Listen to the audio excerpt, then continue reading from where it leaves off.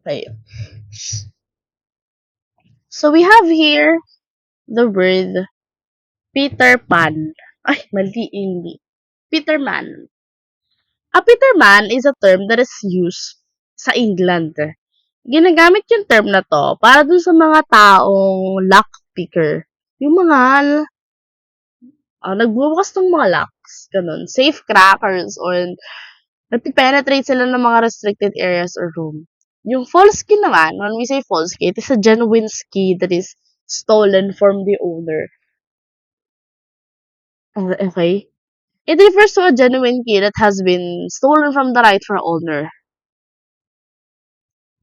Ito, Peterman. Search natin to. Ha,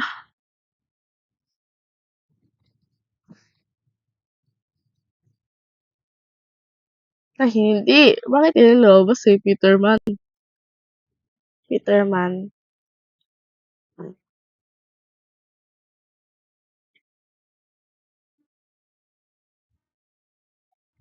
Ito. So one of the best examples here is the Peterman. Ito sila yung mga nagkukulansing, nagkakalabiting-ting ng mga lock. False key naman. Protective cabinets. Oh, ito na. Safe bolts. Keme-keme na. Protective cabinets. Safe. Unahin natin yung safe. Metallic container na ginagamit siya para sa pag-safekeep ng mga documents or ng mga small items sa office or sa installation.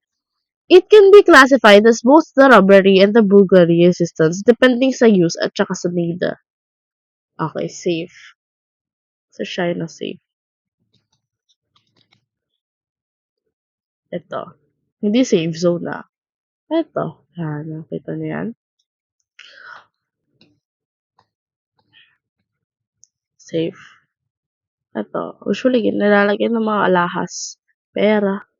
Maliit lang siyang part. Mga, actually, ang nakikita ko nilalagay dyan mga important documents. Ganun. Ano siya ha? Pwede mo siya mabitbit. Okay, yun yung ano sa safe. Pwede mo siyang mabitbit. Next. Vault. Ito talaga. Nandun na siya mismo, sa part na siya mismo ng building. Hindi siya pwede mabitbit eh, kasi part na siya ng buildings. Ang inis, ito. Yan, vault. Grabe, no? Kala mo na naninirahan ka sa dati pang era. Ayan yung vault. Ayan ang vault. Parang kaya-kaya kang pumasok sa loob, tapos di ka na makalabas eh, no? Parang, parang gusto, ando ka sa loob, pero marami kang pera. Hindi, ganyan. O, diba? Involved. Next, ito, heavily structured fire and vulgar resistance container that is usually part of the building. Constructed is used to keep and to protect cash, the documents, and even the negotiable instrument. It is bigger than the safe, but smaller than the file room. Ito naman file room. It is a cubicle in the building constructed with a little lighter than the vault, but bigger in size. It can accommodate limited people to work on records inside. Ito, hindi siya creepy. Hindi siya creepy unlike sa vault. Oh, ito file room. Overwhelming nga lang siya. Mas malaki siya sa loob ng vault. Pero, pwede ka mag-work sa loob mismo. Yan. Yan yung file room. Hanapin mo yung mga documents dyan. Tamad yan. Pag pinaghanap ka ng boss mo dyan, hanapin mo nga yung document ng ganitong araw at ganitong pangalan. Shit, girl. Siguro ako, mahihilo ako dyan.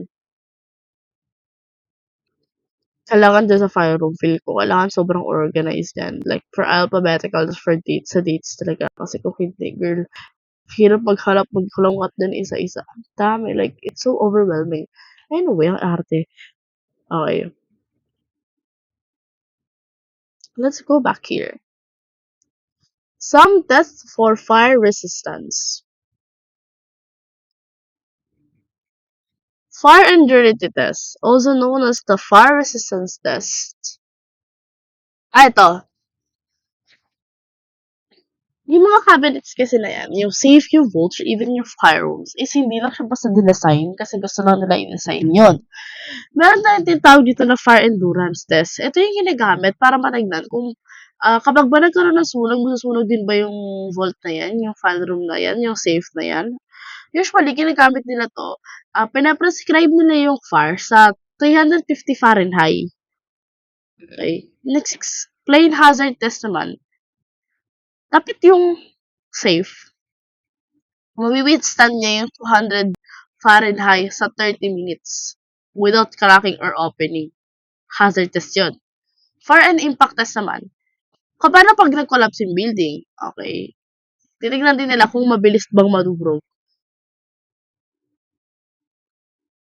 Okay. Human barrier.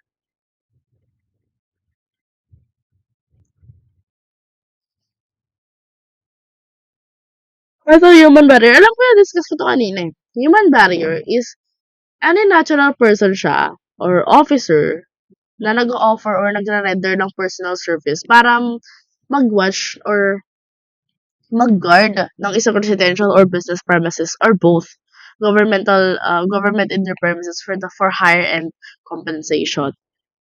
Human barrier, syempre, eto, ginagamit natin ng human barrier na to. Yung mga guards natin dyan. Or for example, ang mga nagrarally. Diba? Sila yung mga umaawat.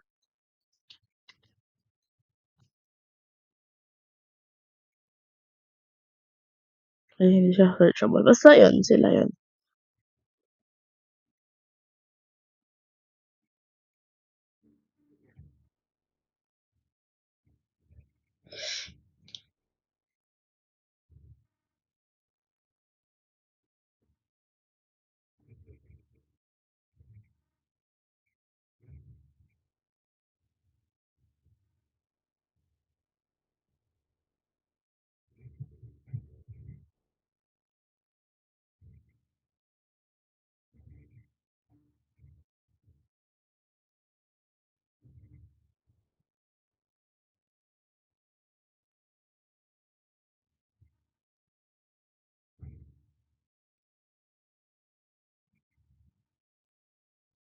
Okay.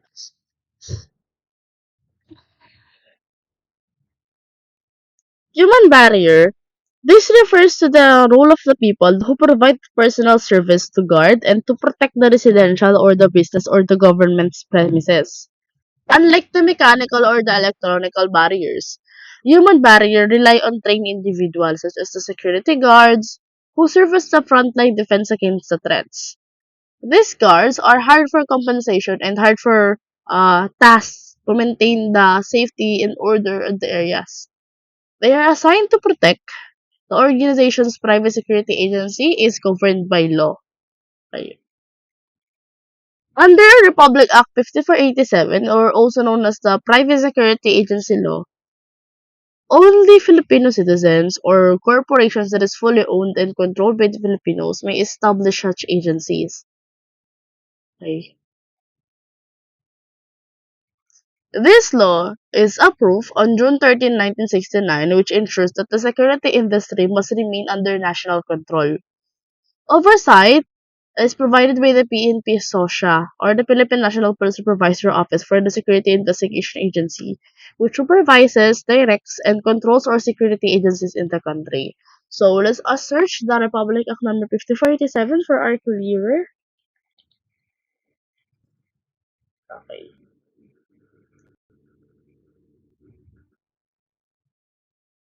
Okay. Oh, okay.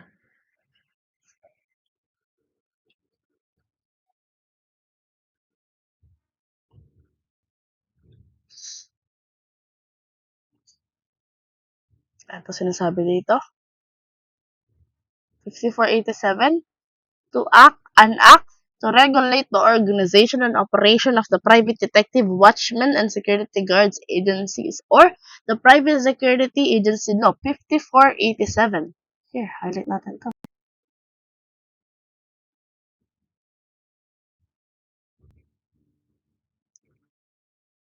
Okay.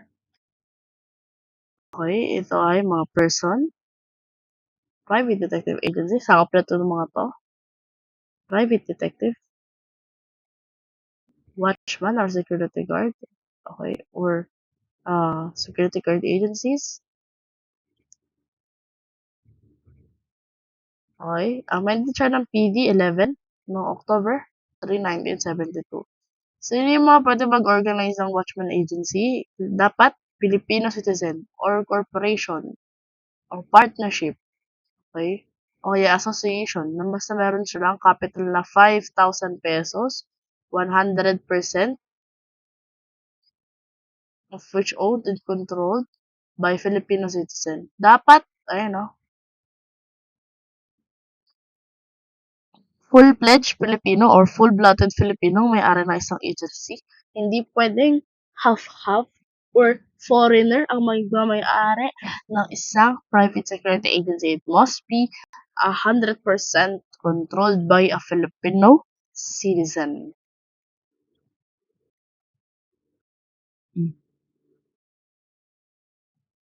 So, pa nakalagay dito, at least 25 years of age, a college graduate, or a commissioned officer in the inactive service of the Armed Forces of the Philippines. With moral, meron. No previous record of any convictions. Hindi ka dapat copy. Meron kang ito. Like, no previous record of conviction or offense na nag-involve ng moral turpitude. Ito, let's talk about the moral turpitude here, ha? What I mean by moral turpitude? When we say moral turpitude kasi, ito, hindi,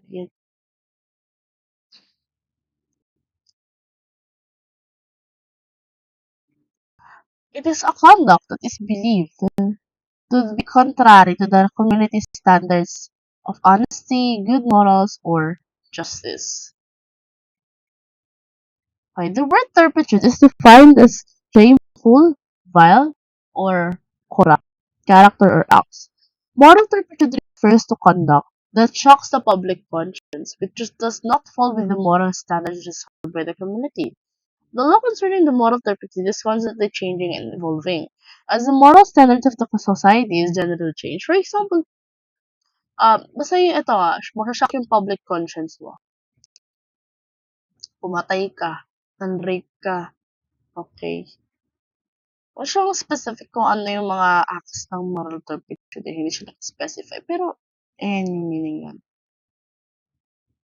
Okay, ito, okay, and not suffering from any, ito yung mga disqualifications. Dishonorably discharged or separated from armed forces of the Philippines. Mental, incompetent. Sakit kasi meron kang sakit sa pag-iisip. Addicted to the use of narcotic drugs or drugs.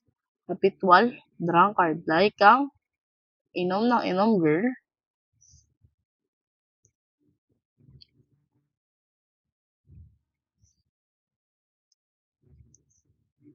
Okay, basahin natin to. Maganda tayo. Hindi tayo magbe-base mismo sa RA. Yung purpose ng act na to is elective or appointed government employees who may be called upon on account of the function of their respective office in the implementation and enforcement of the provisions of this act. So, ano yung mga qualification? Una, Filipino citizen ka. Dapat Pinoy ka. High school graduate. Basta high school graduate ka. Ito yung mga pwedeng ma-employed ha, as security guard or watchman or private detective.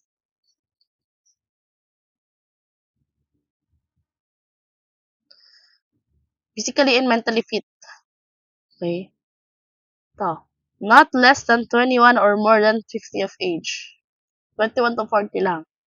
At least 5 feet and 4 inches of height. And suffering none of the disqualification provided to the preceding section, provided that foreigners who are already employed as watchmen or security guards prior to the approval of this act shall not be subject to the above mentioned requirements. That veterans shall be given a priority in the empowerment of employment of the security guard, watchman, or private detective, and that the person convicted of any crime involving the moral turpitude shall not be employed as security guard, the watchman, or even the private detective. Okay. License necessary. No person shall engage in the business of or act either in private detective or the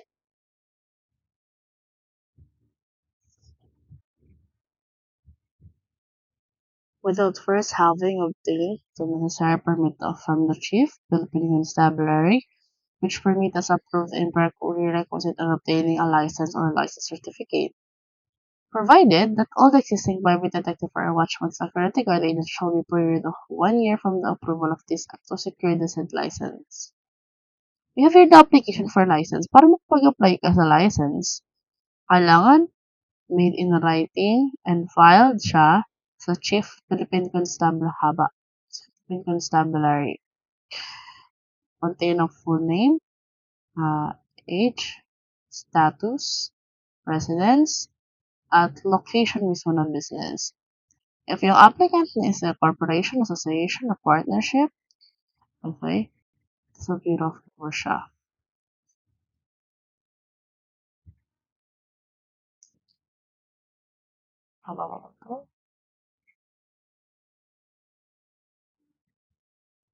Okay.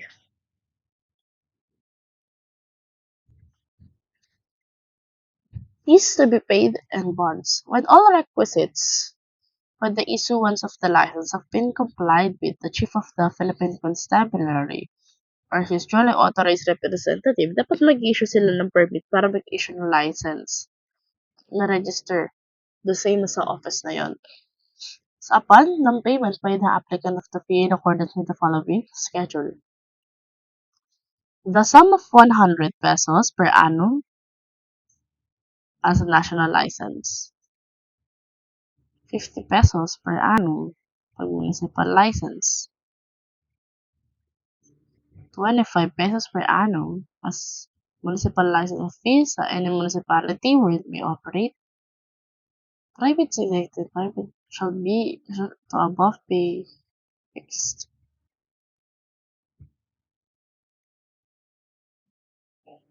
Kaya natin yung liu. Ito, medyo tricky din tong word na to eh. Liu.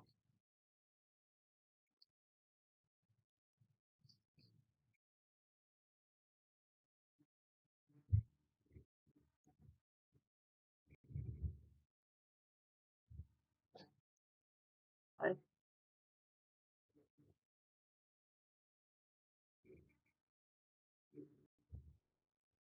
fish searchable. Anyway,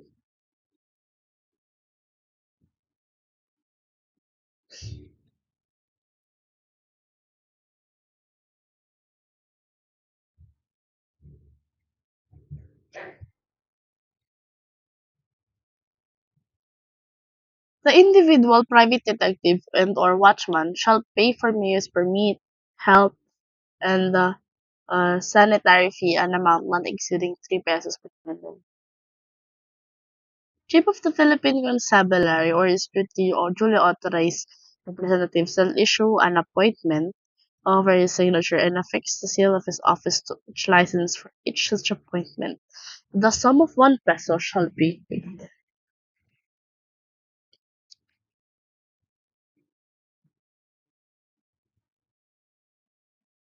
Alright, let's go here. PNP SOSIA. The Philippine National Police Supervisory Office for the Security Investigation Agency, or the office that is under the Civil Security Group, which is charged with the supervision, the direction, and the control of all security agencies in the Republic. Ito. Zoom natin yung kanilang logo. Tingnan nyo, logo ng SOSIA.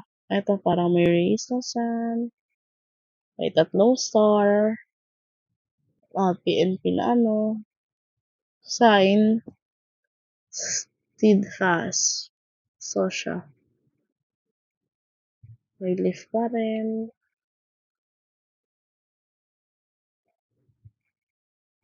Shadow ba yun? Ano meaning ng shadow? Army? Military circuit law. Requirement of an operator, manager of security agency. Filipino citizen dapat, ito, not less than 25 years of age but not more than 50 years of age. A college graduate or a commissioned officer in the inactive service or retired from PNP, AFP or PNP. Dapat merong course seminar sa industrial security management or masabanado key training or experience sa security business. May good moral at walang conviction sa kahit anong crime na involve ang moral turpitude. Okay. Ito, Filipino citizen, high school graduate, physically and mentally fit, at least 18 years old but not more than 50 years old, has gone pre-licensing license course or equivalent. Security officer naman, Filipino citizen, dapat may baccalaureate degree, physically and mentally fit, dapat graduated siya sa security officer training course or sa kahit anong equivalent nun. Qualification ng security consultant, dapat Filipino citizen, may baccalaureate degree, holder siya ng master degree either sa criminology, sa public administration, sa MNSA, sa industrial security administration, or sa law. Dapat at least 10 years experience sa operation at saka sa management ng security businesses. Kahit sinong tao na a detective work for hire, reward, or commission other than the members of the AFP or the BGMP, PNP, or any other law enforcement agency. Private detective.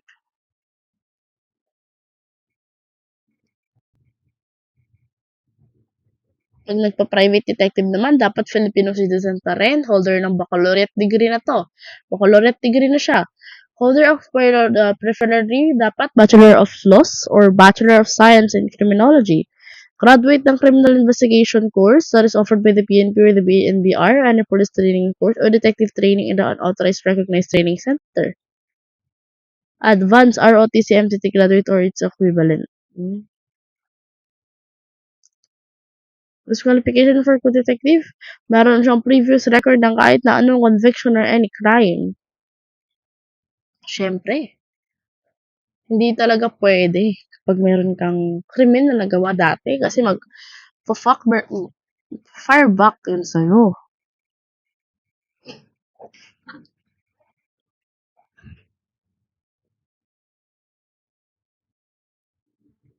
Having previous record of any conviction of any offense involving the moral turpitude. Having been dishonorably discharged or separated from employment or service.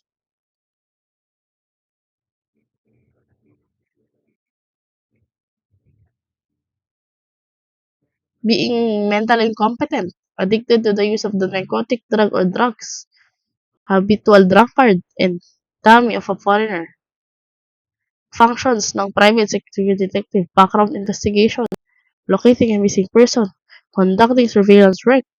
Such other detective work may become the subject of another matter of the contact between the agency and its client, except not contrary to the law, public order, public policy, moral, and good custom. So, tabasahin natin dito. Alam ko meron yan dito eh.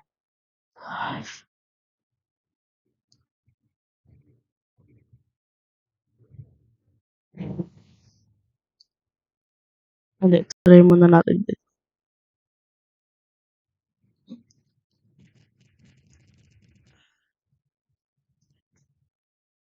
We have here the types of security guard force. Company guard force. Security force that is maintained by operated by any private company corporation that is used for utilizing any of its employee to watch, to secure, and also to guard its establishment. To. Siyempre, company guard force. Kanino ba silang guard? Sa company, di ba?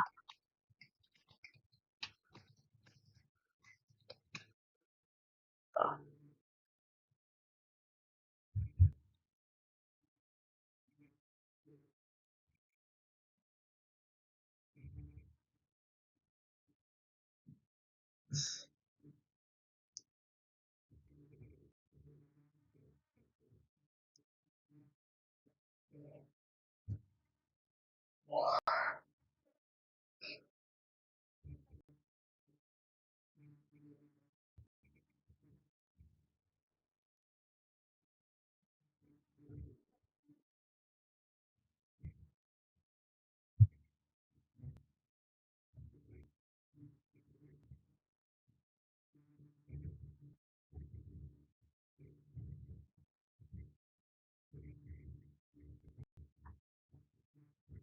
Ito,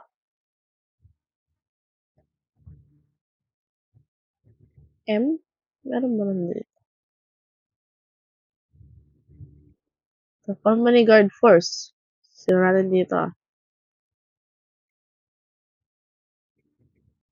A security force that is maintained and operated by any private company or corporation utilizing for its employees to watch, to secure, or guard its business establishment premises, compound, or properties. So, technically speaking nga, pag sinabi nga natin company guard force, ito nga yung guard mismo na for corporation or for the company that is, their goal is also to watch, to secure, and to make sure that the premises or the area is safe in the company or in the organization.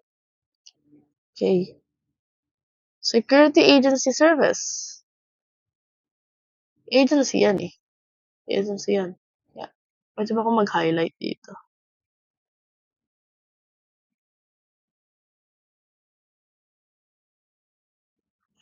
Security agency service. Agency. Ibig sabihin, belong siya sa private security agency. Contractual basis siya. Okay. Then, we have here the government guard force. Government. Syempre, kanino nga ba siya?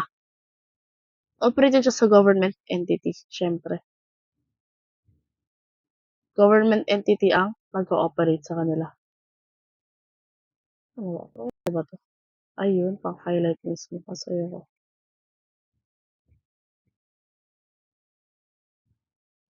Ay, hindi. Okay na lang. Pink.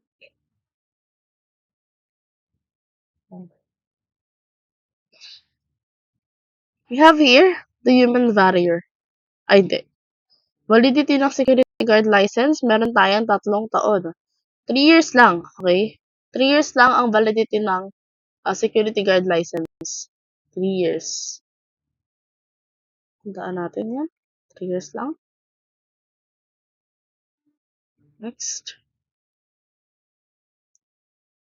Okay.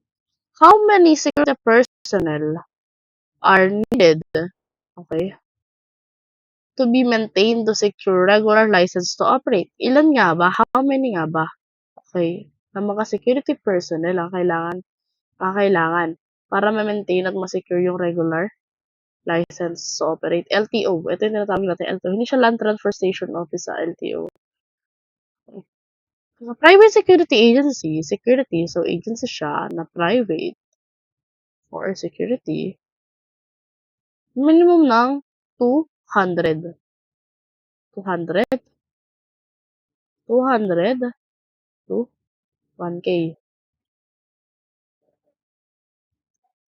200 to 1K na licensed security personnel. Okay. Next, sa company guard force naman, ilan? Company guard force, company, or private detective agency. Ito private security kasi, ito naman detective. So, magkaiba talaga sila. Security is for the guards or something na pwede magbigay sila ng security. The detective naman is for the investigations. Okay. Company guard or private security agency, dapat 30 to 1K. 30 to 1K. Okay. Ayan. Pag company guard force or private security detective agencies. Next. Okay.